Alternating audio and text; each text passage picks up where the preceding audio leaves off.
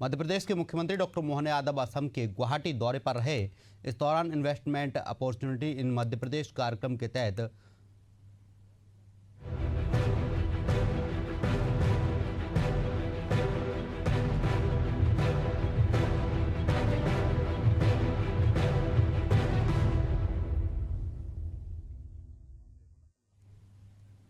तो आपको बता दें, मध्य प्रदेश में investment opportunity in Madhya Pradesh कार्यक्रम के तहत सीएम डॉक्टर मोहन यादव ने पूर्वोत्तर भारत के निवेशकों और उद्योगपतियों से सीधी चर्चा की।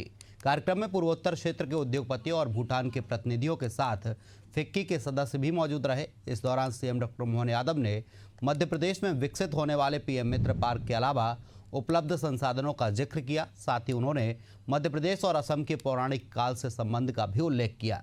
सीएम ने कहा कि एनर्जी से लेकर माइनिंग तक हर क्षेत्र में एमपी तेजी से आगे बढ़ रहा है। पूरे देश में एमपी सबसे सस्ती बिजली दे रहा है। दिल्ली की मेट्रो भी एमपी की बिजली से चल रही है।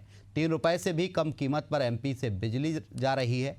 ओमकारेश्वर परियोजना के तहत पानी की सतह के ऊपर बिजली बनाई जा रही है। सीएम डॉक्टर मोहन यादव ने कहा कि अगर आप होटल या अस्पताल बनाते हैं तो 100 करोड़ रुपए में 30 करोड़ रुपए हमारी ओर से अनुदान दिया जाएगा। बिजनेस बढ़ाने के लिए रोजगार आधारित इंडस्ट्रीज लाने पर हम बिजली और पानी की व्यवस्था तो देंगे ही, साथ ही मजदूरों को 5,000 रुपए का अनुदान भी देंगे।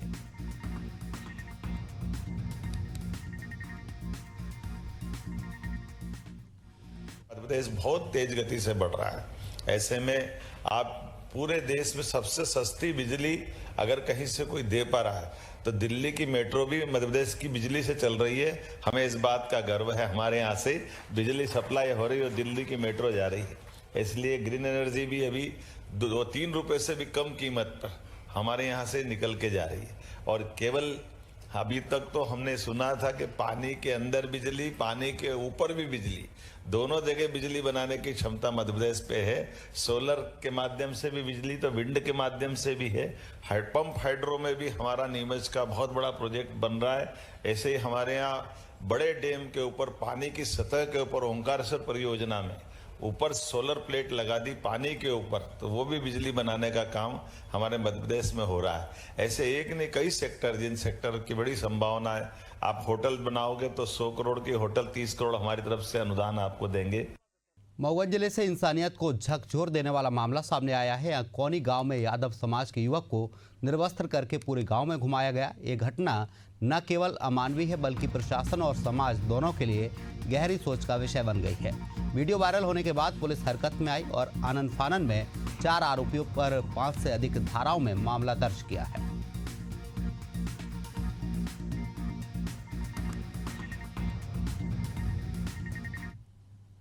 हम कौन थाना हनुमना क्षेत्र की ये घटना है जो कि 1.5 माह पूर्व की है, जिसमें शिकायतकर्ता द्वारा ये आरोप लगाया गया है कि आरोपी लालमणि कुशवाहा और सोहन लाल कुशवाहा, अनिल कुशवाहा और सुनील कुशवाहा, इन लोगों का जो शिकायतकर्ता के साथ एक पैसे को लेन देन को कुछ विवाद हुआ और उसके बाद इन आरोपियों द्वारा शिकायतकर्ता के साथ मारपीट की गई और उसको निर्वस्त्र किया गया।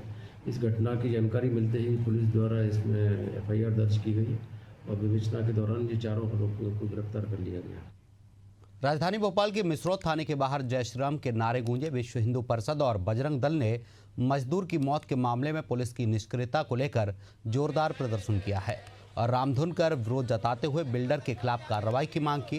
दरअसल भोपाल में पिछले दिनों बिल्डर और ठेकेदार की लापरवाही से मजदूर की मौत हो गई थी, जिसको लेकर पुलिस ने अभी तक कोई भी कार्रवाई नहीं की है।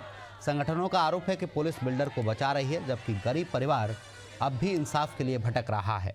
हालांकि एसीपी रजनीश कश्यप का कहना है कि जांच जारी है, दोषियों पर सख्त कार्रवाई की जाएगी।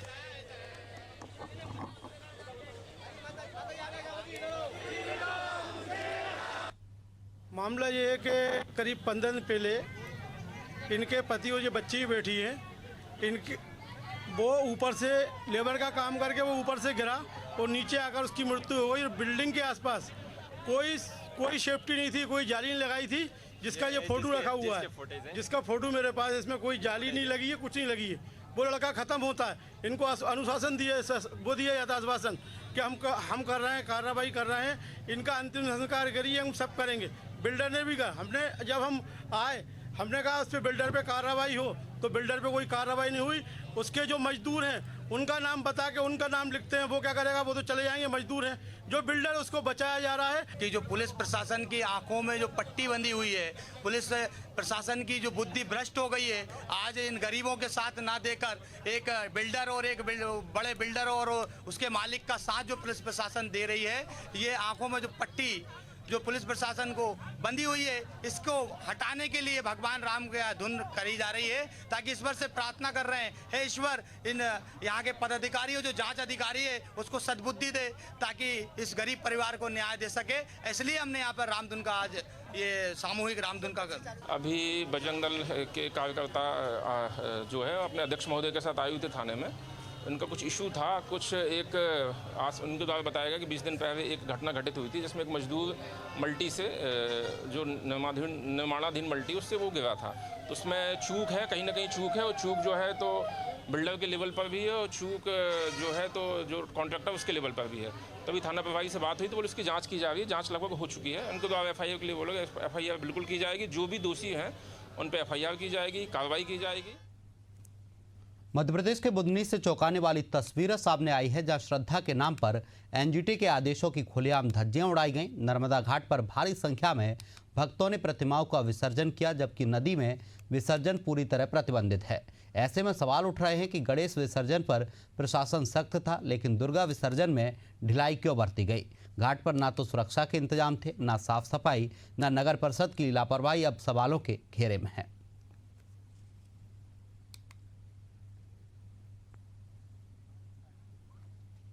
आज हमारी जय बोलेश्वर समिति द्वारा राजाधिराज बाबा महाकाल की मूर्ति विराजमान की गई थी थाने के सामने।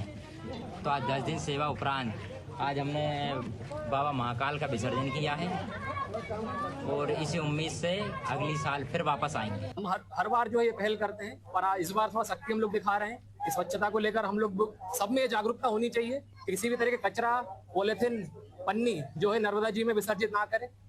और इस बार जो है हमने 50 रुपए का जुर्माना निर्धारित किया है, और ये चीज आपके माध्यम से मैं सभी को सूचना देना चाह रहा हूँ कि सभी इस चीज का विशेष ध्यान रखें कि नर्मदा जी जो है हमारी, ये हमारा कल है, इन्हीं से जो है हमारा जीवन चल रहा है। ये सबके मन में जब तक ये बात नहीं आएगी, हम इस क्षेत्र में आगे नहीं बढ़ पाएंगे। तो सभी से मेरा अनुरोध है। हमारी जय बोलेश्वर समिति विगत 7 वर्षों से मूर्ति विसर्जन कर रही है और ये 8वां वर्ष था हमारा, और भव्य से भव्य जुलूस हर साल हमको देखने को मिल रहा है। अगले साल और हम इससे भव्य जुलूस के साथ मां नर्मदा जी में भोलेनाथ का विसर्जन करेंगे। नहीं, देखिए, अब हम लोग भी पहली बात तो हम स्वयं सेवक ही अपनी इच्छा से आते हैं, क्योंकि हमारा एक लक्ष्य है कि हमें नर्मदा जी के साफ सफाई संरक्षण के लिए काम करना है। हम बेसिकली प्रशासन का, सरकार का सहयोग करते हैं, जिससे कि जो नीतिगत नियम सरकार ने बनाए हैं वो बेहतर तरीके से लागू कर सकें इस विषय में। जैसे NGT है, NGT ने तो अपनी गाइडलाइंस दे ही रखी है नर्मदा जी और बाकी सब चीजों के प्रति। पवई विधानसभा के अंतर्गत शाहनगर जनपद पंचायत की ग्राम पंचायत चौपरा से कई महिलाएं सरपंच जगत आदिवासी के नेतृत्व में थाने पहुंची।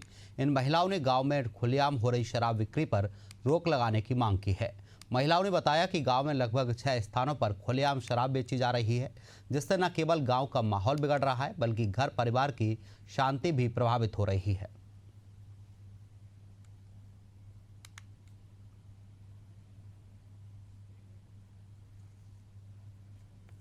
शिवपुरी जिले की सीमा पर कोटा झांसी 4 लेन मार्ग पर निर्माणाधीन अमोल पुल की ऊंचाई बढ़ाने का कार्य महीनों से लंबित है, जिससे लगातार हादसों का खतरा बना हुआ है। इसी क्रम में रविवार की सुबह कोटा निवासी शैलेंद्र हाड़ा अपनी पत्नी और 2 बच्चों के साथ गंभीर हादसे का शिकार हो गए। शैलेंद्र हाड़ा अपने परिवार के साथ बाबा जय गुरुदेव के कार्यक्रम में शामिल होने जा रहे थे, तभी अमोला पुल के नए ऊंचे हिस्से से उनकी कार असंतुलित होकर गुलाटियां खाते हुए पुरानी सड़क से नीचे सिंध नदी में जा गिरी। कार के पानी में गिरते ही परिवार ने मदद के लिए चिल्लाना शुरू किया। स्थानीय लोगों ने तुरंत मौके पर पहुंचकर सभी को सुरक्षित बाहर निकाला।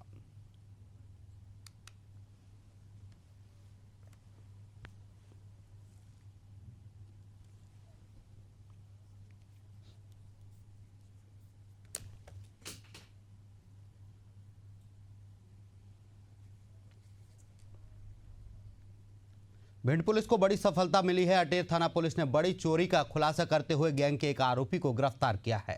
पुलिस ने आरोपी के पास से सोने के जेवरात सहित करीब 3 लाख का माल बरामद किया है।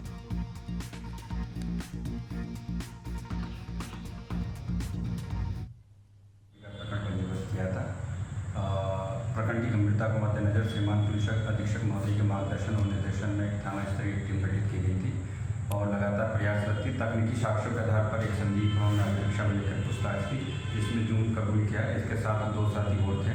इसमें कुल मसरू का लगभग हमने 3 लाख का जब्त किया। एक जोड़ी झुमकी, 2 अंगूठी, सोने की जंजीर और एक सोने का मंगलसूत्र। इसमें आप माननीय न्यायालय में आगे पेश किया है। अन्य 2 आरोपियों के संबंध में गिरफ्तारी के लगातार प्रयास किया जा रहा है। इस पूरे प्रकरण में थाना प्रभारी अटेर और उनकी टीम का प्रयास है। राष्ट्रीय स्वयंसेवक संघ की स्थापना को इस साल 100 वर्ष पूरे हो गए हैं। शताब्दी वर्षगांठ के अवसर पर देश भर में पथ संचलनों का आयोजन किया गया है। इसी क्रम में पवई नगर में भी संघ का भव्य पथ संचलन निकाला गया, जिसमें हजारों स्वयंसेवक शामिल हुए।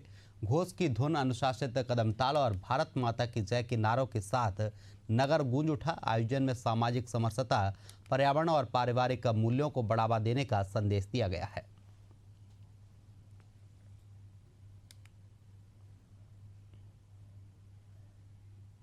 सबलगढ़ की रामपुर थाना अंतर्गत बामसौली घाटी में दर्दनाक सड़क हादसा हुआ, जिसमें तेज रफ्तार ट्रैक्टर ट्रॉली अनियंत्रित होकर पलट गए। इस हादसे में 2 महिलाओं की मौके पर मौत हो गई है, जबकि करीब 12 लोग गंभीर रूप से घायल हो गए।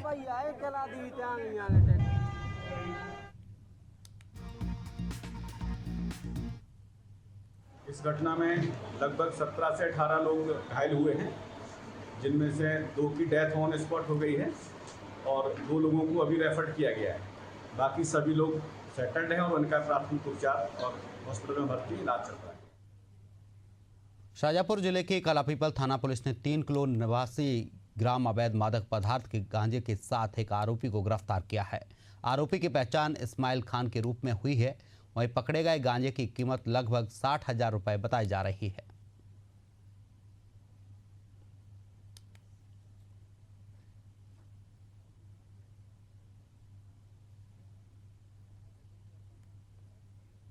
एमपी के बड़वा में लापरवाही का बड़ा नजारा देखने को मिला है, जहां जननी सुरक्षा वाहन नहीं पहुंचने पर महिला को सड़क पर ही बच्चे को जन्म देना पड़ा है। यह घटना कीठूद गांव के पास महेश्वर रोड पर हुई। जानकारी के अनुसार गर्भवती महिला को शनिवार शाम अचानक पेट में दर्द शुरू हुआ। उसके पति ने जननी वाहन को फोन किया, लेकिन काफ़ी देर तक वाहन नहीं पहुंचा। इसके बाद वह अपनी पत्नी को बाइक पर बैठाकर अस्पताल ले जाने लगा। तभी रास्ते में गर्भवती महिला को तेज दर्द हुआ और उसने सड़क पर ही बच्चे को जन्म दिया है।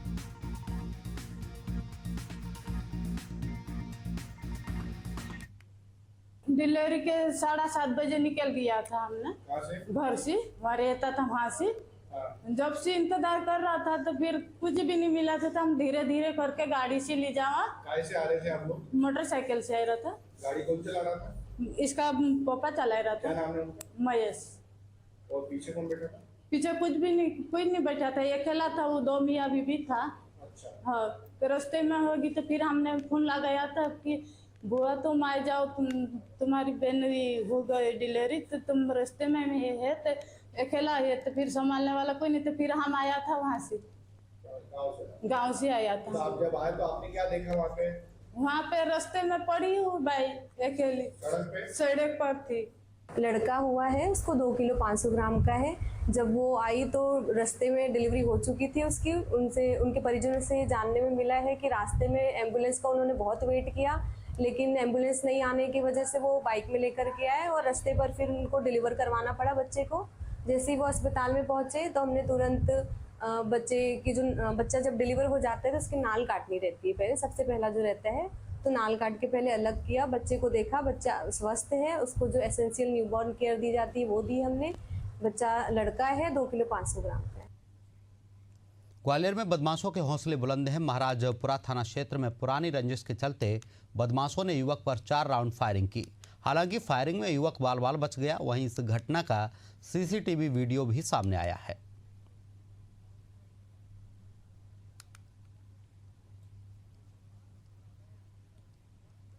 शाजापुर में एक हिंदू नाबालिग छात्रा से रेप का मामला सामने आया है। दरअसल 10वीं की छात्रा घर से ट्यूशन जाने के लिए निकली थी, तभी मुस्लिम युवक ने किसी काम का बहाना बनाकर छात्रा को अपनी बाइक पर बिठाया।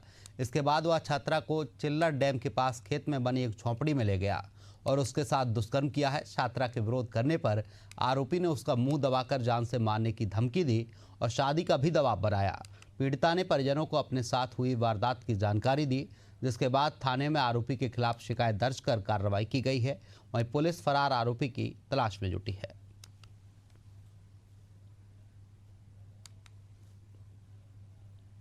मध्य प्रदेश में नर्सिंग शिक्षा की स्थिति लगातार बिगड़ती जा रही है। प्रदेश के 12 शासकीय नर्सिंग कॉलेज आज भी मान्यता से वंचित हैं। NSUI का कहना है कि इन कॉलेजों में शैक्षणिक ढांचे की भारी कमी, फर्जी अनुभव प्रमाण पत्र और भर्ती प्रक्रिया में अनियमितता है। राज्य सरकार की गाइडलाइन के बावजूद इन कॉलेजों ने ना तो फैकल्टी नियुक्त की है और ना ही जरूरी सुविधाएं पूरी की हैं। NSUI ने अगस्त 2025 में इन कॉलेजों की मान्यता प्रक्रिया को लेकर शिकायत की थी, लेकिन विभाग ने कोई ठोस कार्रवाई नहीं की है। कॉलेजों को मान्यता नहीं दी गई है नर्सिंग काउंसिल द्वारा, जो कि एक बड़ा विषय है। और जिस तरह से देखा जा रहा है कि मध्य प्रदेश के सरकारी नर्सिंग कॉलेजों में ढेरों कमियां हैं। कई कॉलेजों में प्रिंसिपल नहीं है, कई कॉलेजों में वाइस प्रिंसिपल नहीं है और कई कॉलेजों में फैकल्टियां तक नहीं है। इसको लेकर हमने अगस्त में शिकायत की थी और सरकार से मांग की थी कि तत्काल इन कमियों को दूर किया जाए, लेकिन सरकार ने उन कमियों को दूर नहीं किया गया और उन कॉलेजों को आज मान्यता से वंचित होना पड़ा।